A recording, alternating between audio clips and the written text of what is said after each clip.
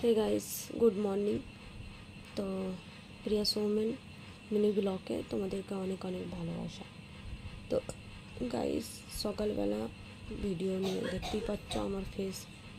আমি সকালবেলায় উঠে গিয়েছিলাম চাপাডাঙ্গা, ওখান থেকে রসুন নিয়ে এলাম। মিলনদাকে মানে বলে। আর এই দেখো জ্বর হয়েছে। হামেশাই যখনই জ্বর হয় 104, এত গায়ে জ্বর, মানে আমাদের ডাক্তার শ্যুট হয়ে যায় কিন্তু ওর হয় না। 104 গায়ে জ্বর, আদা রসুন এতই জ্বর হয়ে যায়। আমরা তিনজনেরই আমাদের শরীর খারাপ, তোমাদেরকে এর আগের মিনি ব্লগে বললাম। তো যাই হোক, খুবই কষ্ট, কি বলবো তোমাদেরকে, কষ্ট শেষ নেই।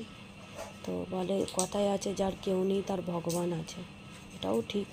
তো আমার নাই বা কেউ থাকতে পারে, আমার ভগবান বলে জিনিস আছে, ঠিক, আমার ভগবান সাপোর্ট করে। তো তো তোমাদেরকে শেয়ার করলাম।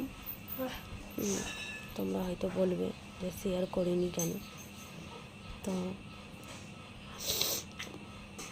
তো এই জ্বরটা ভাইরাস জ্বর, যেই ঘরে ঢুকছে সবাইকেই মানে ট্যাগ করছে। তো তো তোমরা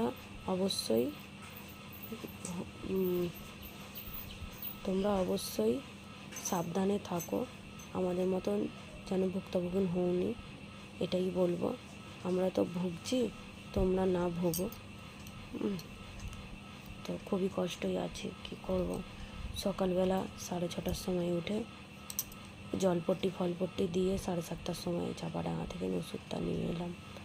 তো কী হারে কষ্ট বলার মতন না।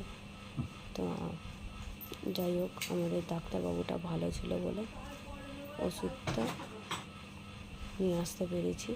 তো 104.5 ছিল। তো দেখতে পাচ্ছ কতটা একটা বাচ্চা ছেলে, একটা বড়রাই মানে 100 জ্বর হয়ে গেলে তাহলে তাদের কত কষ্ট হয়। আর ওর 104 গায়ে জ্বর, মানে ওর কত কষ্ট হচ্ছে বলো তো। তো তোমরাও জানোই, আমাদের ঘরেতে কেউ বলতে আছে, শ্বশুর শাশুড়ি সবাই। শ্বশুর মাঠে আর শাশুড়ি নিজেই অসুস্থ, ঠাকুর শাশুড়িকে নিয়ে পাগল। কি বলবো, ঠাকুর শাশুড়িরও খুব